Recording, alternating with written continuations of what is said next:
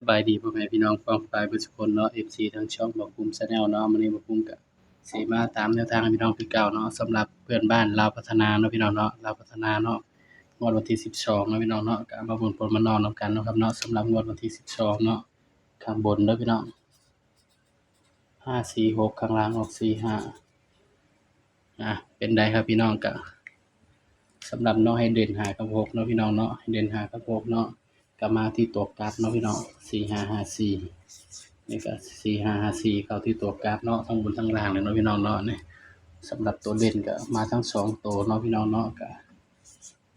ดีใจกับ FC ที่ได้เนาะพี่น้องเนาะสำหรับแนวทางลาวพัฒนาเฮาเนาะก็ถือว่าปังเนาะพี่น้องเนาะแตกบนแตกล่างเด้อพี่น้องเพราะฉะนั้นก็ไปกันต่อนะครับเนาะงวดวันที่15เด้อพี่น้องเด้อบัดนี้15ธันวาคม68นะครับเนาะสำหรับแนวทางเนาะ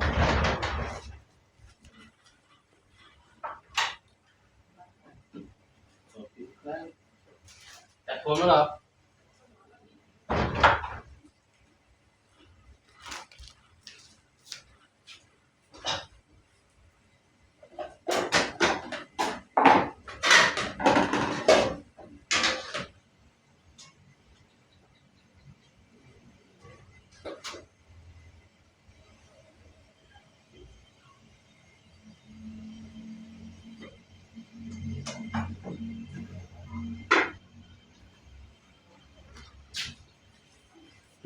ตามตัวเนาะพี่น้องเนาะ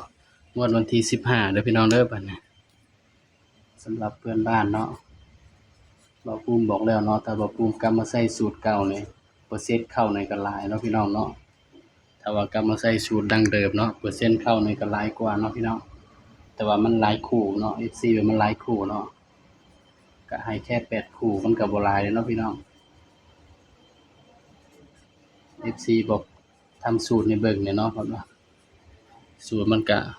เคยบอกไปเนาะพี่น้องเนาะเราเคยสอนไปเนาะสูตรก็พอได้สูตรไปแล้วปึ๊บเนาะพี่น้อง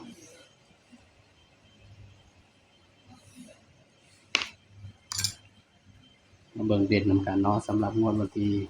15เนาะเอาเสื้อให้เด่นตัวใดพี่น้อง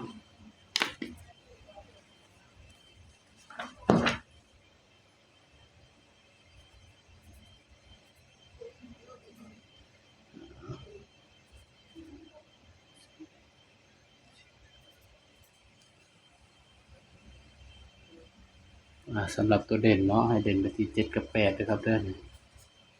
สำหรับเพื่อนบ้านเนาะให้เด่น7กับ8เนาะงวดวันที่15เนาะครับเนาะ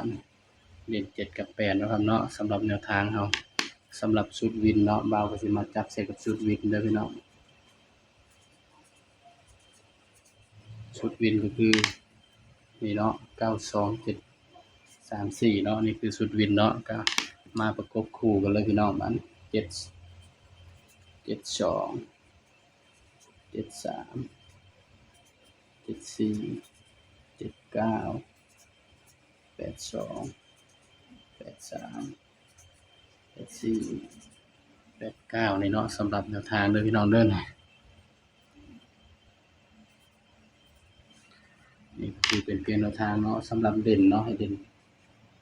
82แล้วก็79 83 84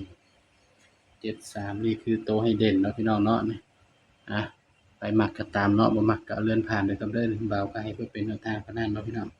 ย้ำว่าตัวเลขเป็นเพียงแนวทางเด้อพี่น้องเด้อมีเข้ามีหลุดเนาะสำหรับ3ตัวนิดเดียวเนาะพี่น้องเนาะวัดใจ682 286สำหรับคลิปนี้ก็